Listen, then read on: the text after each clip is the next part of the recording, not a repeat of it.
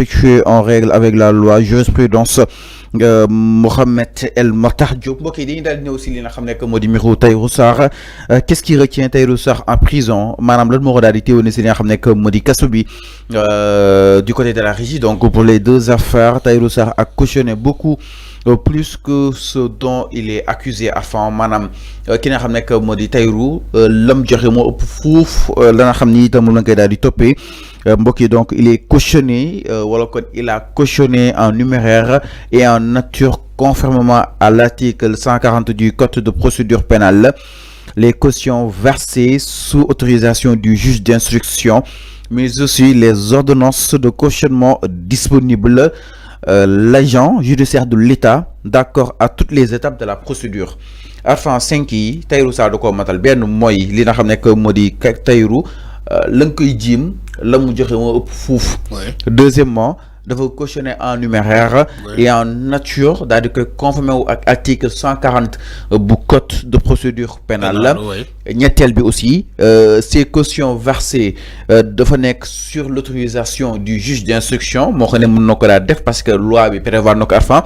benn bi aussi mooy les ordonnances de cautionnement disponibles na, c'est-à-dire li ñuy ordonné si li nga xam ne moo di caution yi yem na.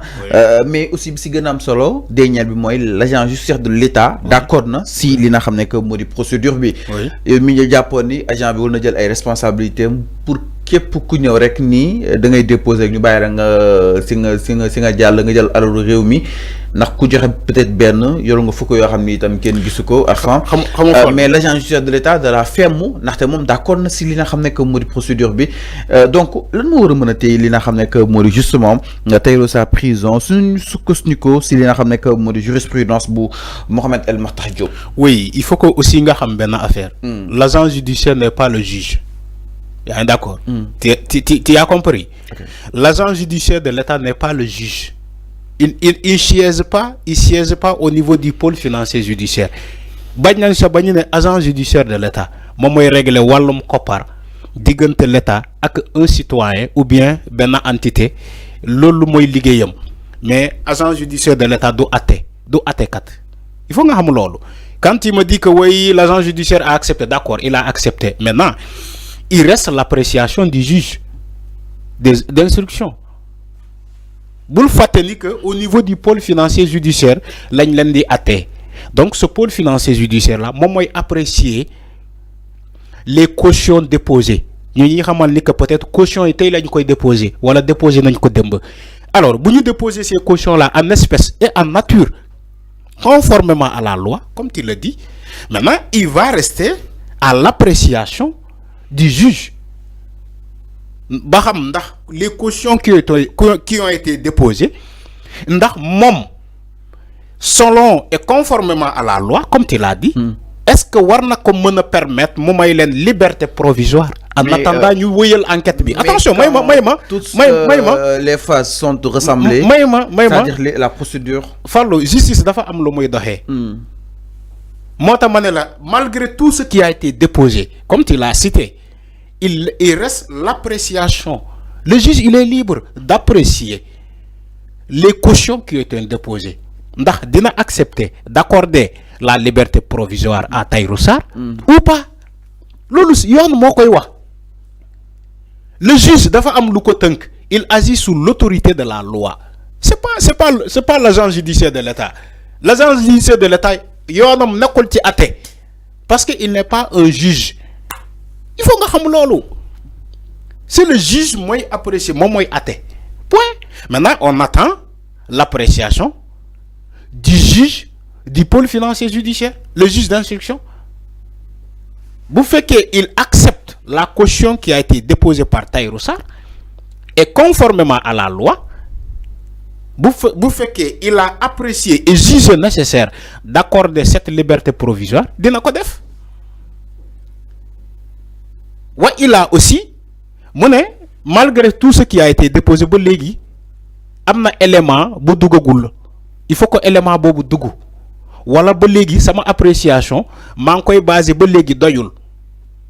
Damay continuer qui se même lancé, continuer enquête yi.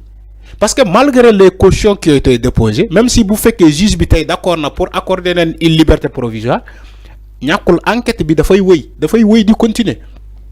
Il n'est pas dit que le juge bu la maye comment de liberté provisoire mooy maanaam daf la seetalu la de parce que amul ben procès. Alors mais enfin quand on parle de la réduction des comptes, on parle justement ñu daal di joxewaat li nga xam ne que moo di koppar gi. Oui. Defaat l'état des comptes. Oui.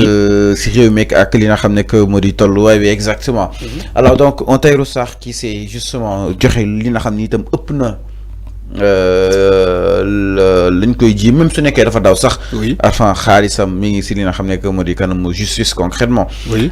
Donc aussi ak l'agent judiciaire de l'État peut-être il a constaté justement que ni lii war na mën a jëriñ dara état te itam lii war na mën a profiter parce que un agent judiciaire mooy celui qui défend justement les intérêts de l'État du Sénégal. Oui. Ils ont trouvé justement cela en place mais tout le temps.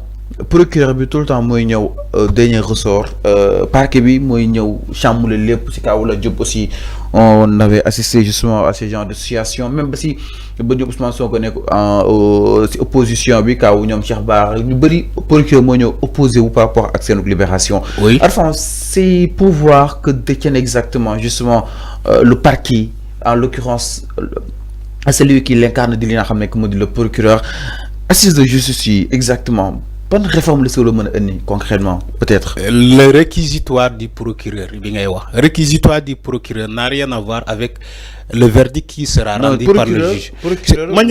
J'ai compris ce que tu dis. C'est ce que j'ai dit. J'ai compris ce que tu dis.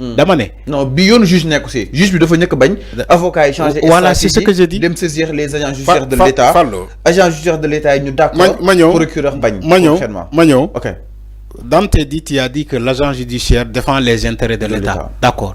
Mais le juge, il défend l'intérêt des deux parties. Le juge, il est neutre. Il apprécie selon les preuves qui ont été fournies. Tu crois que le juge, il n'est pas favorable à Tahirou Sarr? Non, c'est faux. Le juge, il est là, il est neutre. Il évalue la situation. Il apprécie les preuves qui ont été déposées sur table. Baham preuve yi doyna. Voilà caution buñu fournir doyna. Voilà les biens qu'ils ont fournis, le patrimoine. Ndax mengo na nek na ci sen tour évaluation bi expertise yi évalué na parce que les expertises ont évalué le patrimoine tay lañ koy déposer ci table procureur commander juge bi. Donc tout ça c'est des facteurs yo xamantene ça reste à l'appréciation du juge. Tu me parles pas de l'agent judiciaire de l'État.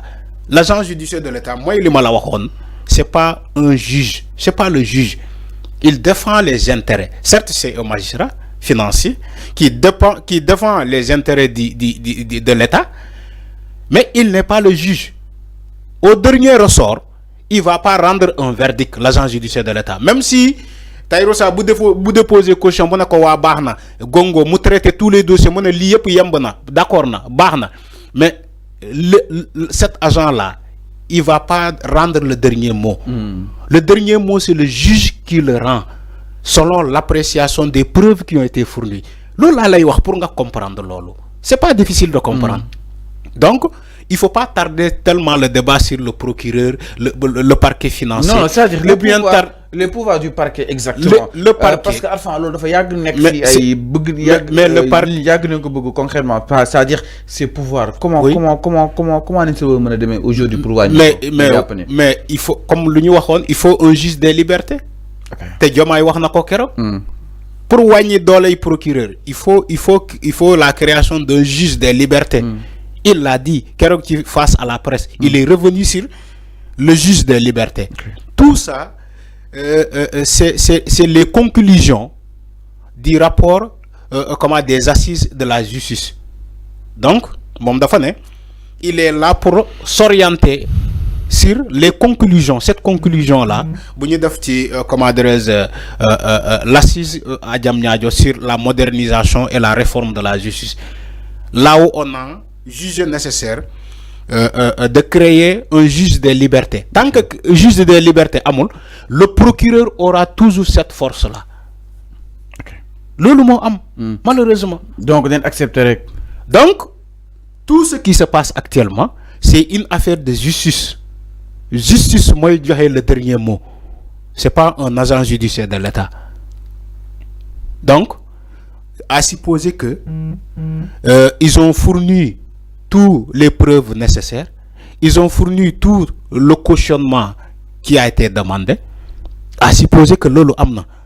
Parce qu'on me parle des biens matériels et immatériels, d'un patrimoine qui a été déposé sous évaluation. Donc, lolo, il faut que vous ko déposer après l'évaluation de ce patrimoine-là, vous ko déposer ci table juge bi, moi moi apprécier encore une fois. Alors c'est clair mi ngi noonu par rapport ak miro ki nga xam ne que moo di Tahirou Sarr si kanam yoon ak wàllu yoonal donc nag ki nga xam ne que moo di Tahirou instant bi mi ngi laaj ana lan moo ko daal di téye si kaso bi ba tey mënul am li nga xam ne que moo di ay réponses yu exact jëm si li nga xam ne itam ñu koy daal di toppee si kanam yoon ak wàllu yoonal exactement. Alors daal ñëw itam si beneen ponk